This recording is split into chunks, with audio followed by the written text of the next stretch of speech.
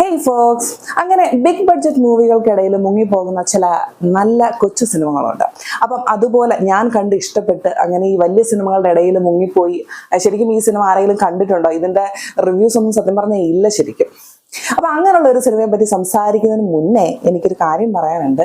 നമ്മൾ ഈ സിനിമ കണ്ട് അതിന്റെ അഭിപ്രായം പറയുക എന്ന് പറയുന്നത് ഓരോരുത്തരുടെ പേഴ്സണൽ അല്ലെങ്കിൽ ഇഷ്ടമാണ്. അപ്പൊ അവരത് ചെയ്യുമ്പോൾ ആ വീഡിയോയുടെ താഴെ വന്നിട്ട് ഓക്കെ, ഇപ്പൊ നിങ്ങൾക്ക് ഇഷ്ടപ്പെട്ട നിങ്ങൾക്ക് നിങ്ങളുടെ അഭിപ്രായം അല്ലെങ്കിൽ എതിരഭിപ്രായം രേഖപ്പെടുത്താം. പക്ഷെ ഒരുമാതിരി കൾച്ചർ ഇല്ലാത്ത രീതിയിലുള്ള കമന്റ്സ് ഒക്കെ ഇടുന്ന ചില ആൾക്കാരെ പറ്റിയാണ് ഞാൻ പറയുന്നത്. അപ്പം നിങ്ങൾ ഇതിന്റെ അടി വന്ന് കമന്റ് ഇടുക എന്ന് പറഞ്ഞാൽ അത് നിങ്ങളുടെ ഒരു സംസ്കാരമാണ് കൊണ്ടുവരുന്നത്. അപ്പൊ ഇപ്പൊ എത്ര വലിയ സിനിമകളാണെങ്കിലും, എത്ര പണം ചെലവാക്കിയ സിനിമകളാണെങ്കിലും, എത്ര വലിയ ആക്ടേഴ്സിനെ കൊണ്ടുവന്നതാണെങ്കിലും കഥ മോശമാണ് അല്ലെങ്കിൽ സിനിമ മോശമാണെങ്കിൽ അത് പൊട്ടുക തന്നെ ചെയ്യും. അതിനെ ആര് റിവ്യൂ ചെയ്താലും ചെയ്തില്ലെങ്കിലും. അതേപോലെ തന്നെ വലിയ വലിയ ആക്ടേഴ്സ് ഒന്നും ഇല്ലെങ്കിലും, വലിയ ബഡ്ജറ്റ് ഒന്നും ചെലവാക്കിയില്ലെങ്കിൽ പോലും നല്ല ജെന്യുവൻ ആയിട്ടുള്ള റിയാലിറ്റി ഫീൽ ചെയ്യുന്ന സിനിമകൾ ഇതേപോലെ വിജയിക്കുകയും ചെയ്യും. എനിക്ക് എത്ര മാത്രം പറയുന്നത്, നിങ്ങൾ കമന്റുകൾ ഇട്ടുകൊണ്ടേ ഇരിക്കാൻ, ഞാൻ വീഡിയോസ് ഇട്ടുകൊണ്ടിരിക്കും. കാര്യം അതാണല്ലോ അതിൻ്റെ ഒരു രീതി. ഓക്കെ, അപ്പം നമ്മുടെ ഈ സിനിമ ഒരു ഭാരത സർക്കാർ ഉൽപ്പന്നം. ശരിക്കും ഈ സിനിമ റിലീസ് ആവുന്നതിന് മുന്നേ ഒട്ടനവധി പ്രതിസന്ധികൾ സത്യം പറഞ്ഞാൽ റിലീസിന് വേണ്ടി നേരിടേണ്ടി വന്നിട്ടുണ്ട്. അപ്പം ഒരു ഭാരത സർക്കാർ ഉൽപ്പന്നം എന്നായിരുന്നു ഈ സിനിമയ്ക്ക് ആദ്യം ഇട്ട പേര്. പക്ഷേ സെൻസർ ബോർഡിന്റെ നിർദ്ദേശപ്രകാരം എന്തൊക്കെയോ കാരണങ്ങളുണ്ട് അവരത് ആ ഭാരതം അങ്ങോട്ട് വെട്ടിമാറ്റിയിട്ട് ഒരു സർക്കാർ ഉൽപ്പന്നം എന്നാക്കി. അപ്പൊ ഈ സിനിമ സംവിധാനം ചെയ്തിരിക്കുന്ന TV രഞ്ജിത്താണ്. ഇതിന്റെ തിരക്കഥാകൃത്ത് നിസാം റാവുത്തർ. ശരിക്കും പറഞ്ഞാൽ പുള്ളിക്കാരന്റെ നമ്മളെ അകാലത്തിൽ വിട്ടുപിരിഞ്ഞു പോയി. അദ്ദേഹത്തിന്റെ സിനിമ, അദ്ദേഹത്തിന്റെ ആ ഒരു തിരക്കഥ നമുക്ക് ഇത്രയും മൂല്യമുള്ള അല്ലെങ്കിൽ നമ്മുടെ ഇന്ന് സൊസൈറ്റിയിൽ നിലനിൽക്കുന്ന ചില കാര്യങ്ങളെ ചൂണ്ടിക്കാണിച്ചിട്ട് അത്രയും സീരിയസ് ആയിട്ടുള്ള ഒരു വിഷയം നമുക്ക് മുന്നിൽ തന്നിട്ടാണ്, അല്ലെങ്കിൽ സിനിമാ ലോകത്തിന് തന്നിട്ട് എന്നും അദ്ദേഹത്തിന്റെ പേര് ഓർത്തിരിക്കാൻ പാകത്തിന് ഒരു സമ്മാനം നമുക്ക് തന്നിട്ടാണ് നിസാം റാവുത്തർ നമ്മളെയൊക്കെ വിട്ടുപിരിഞ്ഞു പോയത്. അതേപോലെ തന്നെ TV രഞ്ജിത്ത് എന്ന് പറഞ്ഞ ശരിക്കും ഒരു നവാഗതന സംവിധായകനാണ്. അപ്പം ഈ നിസാം റാവുത്തറിന്റെ ഇത്രയും പ്രാധാന്യമേറിയ ആ ഒരു വിഷയത്തെ വളരെ തന്മയത്തോടുകൂടിയാണ് അദ്ദേഹം സംവിധാനം ചെയ്തു വെച്ചിരിക്കുന്നത്. അപ്പം കോഴിക്കോടിന്റെ ഉൾനാടൻ ഗ്രാമങ്ങളിൽ അത്രയും ഗ്രാമീണ ഭംഗിയും സാധാരണക്കാരനായിട്ടുള്ള ആൾക്കാരും ഒക്കെയുള്ള ഒരു സ്ഥലത്ത്, അതായത് പുരുഷ വന്ധീകരണം, അതാണ് ഈ ഒരു സിനിമയുടെ പ്രമേയം എന്ന് പറയുന്നത്. അപ്പൊ ശരിക്കും എനിക്കത് കണ്ടപ്പോൾ സിനിമ കാണുമ്പോൾ എനിക്ക് ഓർമ്മ എന്ന് വെച്ചാൽ നമ്മുടെ നാട്ടിലൊക്കെ ഇപ്പോൾ ഒരുപാട് സർക്കാർ പദ്ധതികളുണ്ട്. അപ്പൊ ഈ തെരുവിൽ കിടക്കുന്ന നായ്ക്കളുടെ കടി അല്ലെങ്കിൽ ശല്യം, അവർ ഉപദ്രവിക്കുന്നു, അങ്ങനെയൊക്കെയുള്ള പ്രശ്നങ്ങൾ വരുന്ന സമയത്ത് സർക്കാർ കുറെ പദ്ധതികളൊക്കെ കൊണ്ടുവരും. അപ്പൊ അങ്ങനെ ഈ നാട്ടിൽ കിടക്കുന്ന നായ്ക്കളെല്ലാം കൂടെ പെരുകാതിരിക്കാൻ വേണ്ടിയിട്ട് എന്ത് ചെയ്യും, ആരോഗ്യ പ്രവർത്തകർ അല്ലെങ്കിൽ അതിനുവേണ്ടി നിയമിച്ചിരിക്കുന്ന ആൾക്കാര് ഈ നായ്ക്കളെ വന്ന് പിടിച്ചു. കാര്യം അവരുടെ സമ്മതം ചോദിക്കാൻ പറ്റത്തില്ലല്ലോ അവരെ വന്ധീകരിക്കാൻ വേണ്ടിയിട്ട്. അപ്പൊ അവരെ വന്ന് പിടിച്ചോണ്ട് പോയിട്ട് അവരെ വന്ധീകരിച്ചും വിടും. അതാകുമ്പോൾ പെറ്റ് പെരുകത്തില്ല.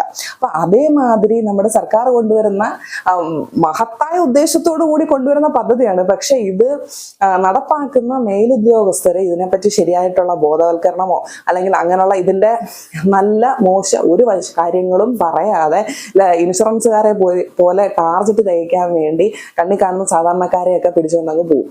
ചെയ്തിട്ട് അതിന്റെ ബുദ്ധിമുട്ടുകളും പ്രശ്നങ്ങളും അനുഭവിക്കുന്ന ആരാണ്? ഈ വന്ന ആൾക്കാരാണ്. അപ്പൊ അതിനെ പറ്റിയുള്ള ഒരു മൂവിയാണ്. ശരിക്കും നമ്മുടെ തിരക്കഥാകൃത്ത് നിസാം റാവുത്തർ എന്ന് പറഞ്ഞാൽ പത്തനംതിട്ട ജില്ലയിലെ ഒരു ആരോഗ്യ കേന്ദ്രത്തിലെ ഹെൽത്ത് ഇൻസ്പെക്ടർ ആയിരുന്നു.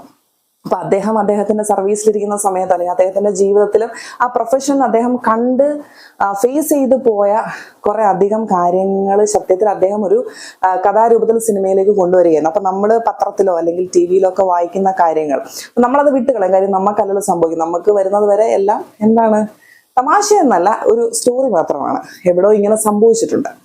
അപ്പം ആ ഒരു പ്രമേയമാണ് ഈ സിനിമയിൽ വന്നിരിക്കുന്നത്. അപ്പം സിനിമയുടെ ഏറ്റവും വലിയ പ്രത്യേകത എന്ന് പറഞ്ഞു കഴിഞ്ഞാൽ ഇതിനകത്ത് വലിയ വലിയ അവാർഡുകൾ കിട്ടിയതോ അല്ലെങ്കിൽ ഭയങ്കര സ്റ്റാർ വാല്യൂ ഉള്ള നടന്മാരോ നടിമാരോ ഒന്നുമില്ല. നമ്മൾ പല സിനിമകളിലും നാച്ചുറൽ ആക്ടിങ് കൊണ്ടോ അല്ലെങ്കിൽ അവരുടെ ആ ഒരു ജെന്യുവൻ ആയിട്ടുള്ള ഒരു ആക്ട് കൊണ്ട് നമ്മുടെ മനസ്സിലൊക്കെ ഇടം പിടിച്ചിരിക്കുന്ന ചില സൈഡായിട്ട് നിൽക്കുന്ന അല്ലെങ്കിൽ ചെറിയ കഥാപാത്രങ്ങൾ തന്നെ, പക്ഷെ അത് എന്നും നമ്മുടെ മനസ്സിലിരിക്കുന്ന പാകത്തിന് ചെയ്തു വെച്ചിരിക്കുന്ന ഒട്ടനവധി താരങ്ങളാണ് ഇതിനകത്ത് വന്നത്. അതിൽ ഒട്ടുമിക്ക ആൾക്കാരുടെ പേര് എനിക്ക് അറിയത്തില്ല. എല്ലാവരും നമ്മളെപ്പോഴും സ്ക്രീനിൽ കാണുന്നതാണ്, പക്ഷെ വളരെ കുറച്ച് പേരുടെ പേരുകൾ മാത്രമേ നമുക്ക് അറിയത്തുള്ളൂ. അപ്പൊ ഈ സിനിമയുടെ നായകൻ എന്ന് പറഞ്ഞു കഴിഞ്ഞാൽ ഈ നായകനെ കാസ്റ്റ് ചെയ്തൊരു സിനിമ വന്നിട്ടില്ല. കാര്യം പുള്ളി എന്ന് പറഞ്ഞു കഴിഞ്ഞാൽ എപ്പോഴും ഒരു നായകന്റെ കൂട്ടുകാരനോ അല്ലെങ്കിൽ ബന്ധുവോ ഒക്കെ ആയിട്ട് പല സിനിമകളിലും നമ്മൾ കണ്ടിട്ടുള്ള ഒരാളാണ്. സുധീഷ് സുധി എന്ന് പറയുന്ന ആ ആക്ടർ എന്ന് പറയുന്നത് നമുക്ക് എല്ലാ സിനിമകളിലും കോമഡി ആയിട്ടും അതുപോലെ വളരെ സീരിയസ് ആയിട്ടുള്ള കഥാപാത്രങ്ങൾ അദ്ദേഹം ചെയ്തിട്ടുണ്ട്. അപ്പം അദ്ദേഹത്തിനെ നായകനാക്കി കൊണ്ടുവരാന്ന് പറഞ്ഞു കഴിഞ്ഞാൽ അത് എക്സ്പെരിമെന്റ് ആണോ എന്ന് വെച്ചാൽ ഒരിക്കലും അല്ല. കാരണം പ്രദീപൻ എന്ന് പറയുന്ന ആ ഒരു ക്യാരക്ടർ ശരിക്കും ഈ സുധീഷ് സുധിയുടെ കയ്യിൽ ഭദ്രമായിരുന്നു. കാരണം ആ ഒരു ഇമോഷൻസും അതുപോലെ തന്നെ അയാളുടെ ഫാമിലി ലൈഫും എല്ലാം വളരെ അടിപൊളിയായിട്ടാണ് അദ്ദേഹം ചെയ്തു വെച്ചിരിക്കുന്നത്, സത്യം.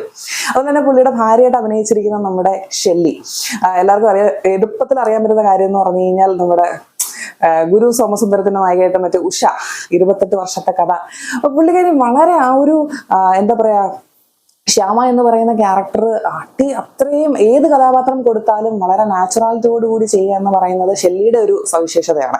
അതും ഈ സിനിമയിലും അതുപോലെ തന്നെ ചെയ്തു വെച്ചിട്ടുണ്ട്. പിന്നെ നമ്മുടെ ഗൗരി കിഷൻ, ജാഫർ ഇടുക്കി, വിനീത് വാസുദേവൻ, ദർശന, പിന്നെ നമ്മുടെ സ്വന്തം സംവിധായകൻ ലാൽ ജോസ്. അപ്പം ഒട്ടനവധി താരങ്ങൾ ഇതിനകത്ത് വന്നിട്ടുണ്ട്. വളരെ റിയൽ ആയിട്ടുള്ള ഒരു സ്റ്റോറി ആയതുകൊണ്ട് തന്നെ ഇവർക്കൊക്കെ അഭിനയിക്കാൻ വളരെ എളുപ്പമായിട്ടാണ് എനിക്ക് തോന്നുന്നത്. കാരണം അവരെല്ലാം നാച്ചുറൽ ആക്ടിങ്ങിന്റെ ആൾക്കാരാണ്. അപ്പം അഭിനയത്തിന്റെ ബേസിൽ നോക്കുകയാണെന്നുണ്ടെങ്കിൽ എനിക്കൊന്നും പറയാനുള്ള, കാരണം അത്ര അടിപൊളിയായിട്ടാണ് ചെയ്തേക്കുന്നത്. എന്നുവെച്ചാൽ നമ്മുടെ നാട്ടിൽ എവിടെയോ സംഭവിച്ച ഒരു വളരെ റിയൽ ആയിട്ടുള്ള ഒരു സംഭവമായിട്ട് തന്നെ നമുക്കത് ഫീൽ ചെയ്യും. ഒരിക്കലും ഇതൊരു സിനിമയാണെന്നോ ഒന്നും എനിക്ക് തോന്നിയതേ ഇല്ല. കാര്യം ഇത് കണ്ടിട്ട് തീരുന്നത് വരെ നമ്മുടെ ഇടയിൽ എവിടെയോ സംഭവിച്ചു, ഈ അടുത്ത് എന്റെ തൊട്ടടുത്ത് എവിടെയോ സംഭവിച്ചൊരു കാര്യം പറയുകയാണെങ്കിൽ അത് അവരുടെ ആ ഒരു അഭിനയത്തിന്റെ മികവ് കൊണ്ടാണ് നമുക്ക് തോന്നുന്നത്. അടുത്ത ഇതിന്റെ ഒരു മേക്കിംഗ് എന്ന് പറഞ്ഞാൽ ഒരു നവാഗത സംവിധായകന്റെ ഒരു എന്താ പറയുക, ഒരു ചടപ്പും ഇല്ലാതെ നിസാം റാവുത്തറിന്റെ ഇത്രയും റിയലിസ്റ്റിക് ആയിട്ടുള്ള ഒരു സ്റ്റോറിയുടെ ആ ഒരു സീരിയസ്നെസ് ഒട്ടും കളയാതെ തന്നെയാണ് ടി വി രഞ്ജിത്ത് ഇത് മേക്ക് ചെയ്ത് വെച്ചിരിക്കുന്നത്. അതുപോലെ തന്നെ ഇതിന്റെ ഫ്രെയിംസും കാരണം വെച്ചാൽ ആ ഒരു ഗ്രാമീണ ഭംഗിയും ആ കായലും ആ വീടും എല്ലാം ഓരോ ഫ്രെയിംസും അത്ര ഒരു നൊസ്റ്റാൾജിയ നമുക്ക് പകർത്തുന്ന രീതിയിലായിരുന്നു ശരിക്കും അതിന്റെ ഫ്രെയിംസ് എല്ലാം വന്ന്. എനിക്ക് ഭയങ്കരമായിട്ട് അതിന്റെ മേക്കിംഗ് ഇഷ്ടപ്പെട്ടിരുന്നു. അതുപോലെ അടുത്തെന്ന് പറയുന്നത് BGMs ആണ്. എന്ന് വെച്ചാൽ ഇമോഷണലി നമുക്ക് ഒരുപാട് കണക്ട് ചെയ്യാൻ പറ്റുന്ന ഒരു മൂവിയാണ്. അതുകൊണ്ട് തന്നെ ഓരോ സീൻസിലും അതിന് ആവശ്യമുള്ള രീതിയിൽ എന്നാൽ ഓവർ ആക്കാതെ വളരെ സോഫ്റ്റ് ആയിട്ട് അതിന്റെ BGMസും പാട്ടുകളും എല്ലാം അടിപൊളിയായിട്ട് തന്നെ ചെയ്തു വെച്ചിട്ടുണ്ട്. ഇതെല്ലാം വരുന്നെങ്കിലും ഇതിന്റെ ഏറ്റവും ഒരു നട്ടലെന്ന് പറയുന്നത് ഇതിന്റെ അഭിനയവും അതിന്റെ സ്റ്റോറിയുമാണ്. അപ്പൊ ഇത്രയും നല്ലൊരു സാമൂഹ്യ പ്രാധാന്യമുള്ള ഒരു കഥ കൊണ്ടുവന്ന് നമുക്ക് സമ്മാനിച്ചിട്ട് പോയ നിസാം റാവുത്തറെ ഞാൻ സത്യം പറഞ്ഞാൽ ഈ നിമിഷത്തെ ഓർത്ത കാര്യം അദ്ദേഹം വിട്ടുപോയി എന്ന് പറയും. കാര്യം അദ്ദേഹം ഉണ്ടായിരുന്നെങ്കിൽ ഇതുപോലെ ഒട്ടനവധി സിനിമകൾ നമുക്ക് ഇനിയും കിട്ടുമായിരുന്നു. അതാണ് എൻ്റെ ഏറ്റവും വലിയൊരു വിഷമം അല്ലെങ്കിൽ നൊമ്പരം എന്ന് പറയുന്നത്. അപ്പൊ എന്താ പറയാ, ഈ ശരിക്കും ഒരു സർക്കാർ ഉൽപ്പന്നം എന്ന് പറയുന്ന മൂവിയുടെ റിവ്യൂ നിങ്ങൾ എവിടെയെങ്കിലും എന്താ പറയാ നമ്മൾ യൂട്യൂബിൽ അങ്ങനെ നമ്മളൊന്ന് സെർച്ച് ചെയ്ത് നോക്കിക്കഴിഞ്ഞാൽ ഇല്ല. കാരണം ആരും ചെയ്തിട്ടില്ല. എനിക്ക് തോന്നുന്നു ഇനി ആരും കാണാതെ പോയതാണോ അതോ ഇനി അതിന് അത്ര വലിയ ഇമ്പോർട്ടൻസ് കൊടുക്കും. കാര്യം വലിയ വലിയ സിനിമകൾ വന്ന് തട്ടിത്തെറിപ്പിച്ച് പോകുന്നതിൻ്റെ ഇടയിൽ ഒച്ച ഉണ്ടാക്കാതെ മൂലക്കിരിക്കുന്ന ഒരു സിനിമയായി മാറി എന്ന് എനിക്കറിയത്തില്ല. കാര്യം ആരും ഇത് എത്ര പേര് കണ്ടിട്ടുണ്ടെന്ന് പോലും എനിക്കറിയത്തില്ല. വളരെ ഫീൽ ഗുഡ് ആയിട്ടുള്ള നമുക്ക് ഫാമിലി ആയിട്ട് പോയിരുന്ന് കണ്ട് എന്നുവെച്ചാൽ വയലൻസ് ഇല്ല, ഒന്നുമില്ല. നമ്മുടെ ലൈഫിൽ സാധാരണക്കാരായിട്ടുള്ള ആൾക്കാരുടെ കാര്യം സിനിമകൾ എനിക്ക് തോന്നുന്നു സിനിമകൾ കാണുന്നത് മൊത്തം ഇപ്പം ഏറ്റവും കൂടുതൽ സിനിമകൾ തിയേറ്ററിൽ പോയി കാണുന്നത് ശരിക്കും സാധാരണക്കാരാണ്. അപ്പം അവർക്കൊക്കെ വളരെ അടിപൊളിയായിട്ട് റിലേറ്റ് ചെയ്യാൻ പറ്റുന്ന ഒരു മൂവിയാണിത്. സമാധാനമായിട്ട് എന്നാൽ ഒട്ടനവധി നമുക്ക് നൊമ്പരങ്ങളൊക്കെ നമുക്ക് തരുന്ന ഒരു അടിപൊളി മൂവിയാണ് ഒരു സർക്കാർ ഉൽപ്പന്നം എന്ന് പറയുന്നത്. സർക്കാരിന്റെ പല ഉൽപ്പന്നങ്ങളും ഉണ്ടെങ്കിലും ഈ ഉൽപ്പന്നം എനിക്ക് ഇഷ്ടപ്പെട്ടു. നല്ലൊരു മൂവിയാണ്. അപ്പം ഈ സിനിമ കണ്ട ആരെങ്കിലും ഉണ്ടെങ്കിൽ വളരെ കുറവായിരിക്കും. ആരെങ്കിലും നിങ്ങളുടെ ആ ഒരു എക്സ്പീരിയൻസ് ഉണ്ടല്ലോ, അപ്പം അതൊന്ന് കമന്റ്സിൽ പറയുക. അല്ലാത്തവർ കാണാൻ ശ്രമിക്കുക. നല്ലൊരു മൂവിയാണ്.